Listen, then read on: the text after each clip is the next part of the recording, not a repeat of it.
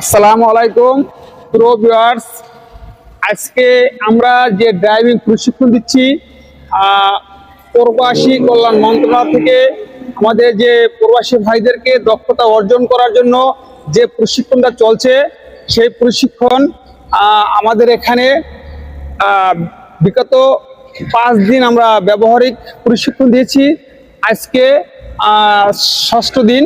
সেই ষষ্ঠ দিনে আমরা যে প্রশিক্ষণটা দিয়েছি ব্যবহারিকের ক্ষেত্রে মার্চিং এবং রিভার্সিং, এই যে আমাদের যে স্টুডেন্ট প্রবাস ভাই, তিনি গাড়ি চালাচ্ছেন এবং সে পিছনে যাচ্ছেন এবং আসতেছেন।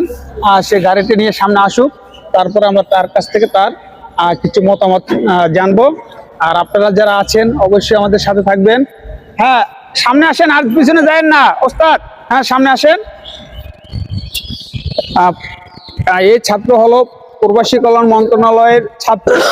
এরা বিদেশ থেকে দেশে আসছেন এবং এই বাংলাদেশের কল্যাণ মন্ত্রণালয় থেকে তাদেরকে দক্ষ অর্জন করার পরে আবার বিদেশ যাওয়ার সুযোগ করে দিচ্ছেন। আর আপনারা যারা প্রবাস ফেরত যারা আসছেন, তারা এই ধরনের প্রশিক্ষণ নিতে চাইলে অবশ্যই প্রবাসী কল্যাণ মন্ত্রণালয়ে যোগাযোগ করবেন।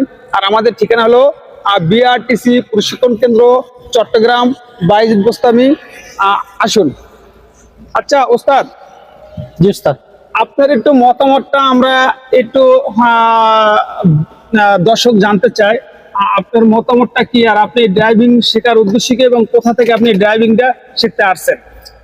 আসলে আমি তো প্রবাস ফেরত, তো যে প্রবাস যাওয়ার জন্য কিছু একটা অ্যাটেন্ড করতে হবে, তাই প্রশিক্ষণটা বিআরটিসি থেকে কি নিচ্ছি। আপনি কি এখান থেকে দক্ষ অর্জন করার পরে আবার কি বিদেশ চলে যাবেন? চেষ্টা করবো ইনশাল্লাহ, যদিও বিদেশ যেতে না পারি এখানে কি কিছু একটা করার চেষ্টা করবো। তার উদ্দেশ্য প্রবাসী কল্যাণ মন্ত্রণালয় থেকে যে সুযোগটা পেয়েছেন, সেই সুযোগে সে ড্রাইভিং প্রশিক্ষণটা গ্রহণ করেছেন। এরপরে সে ইচ্ছে করলে আবার বিদেশ যেতে পারবেন। তা না হলে এদেশেও থেকে সে গাড়ি কিনে নিজে নিজে সে কর্ম করতে পারবেন, বা অন্যের প্রতিষ্ঠানে চাকরি করে সে কর্ম করতে পারবেন, স্বাবলম্বী হতে পারবেন। তাই আপনারা এইভাবে আমাদের প্রতিনিয়ত আমাদের ক্লাসগুলো দেখার জন্য আমাদের ভিডিওটি বা আমাদের পেজটি ফলো করে পাশে থাকবেন।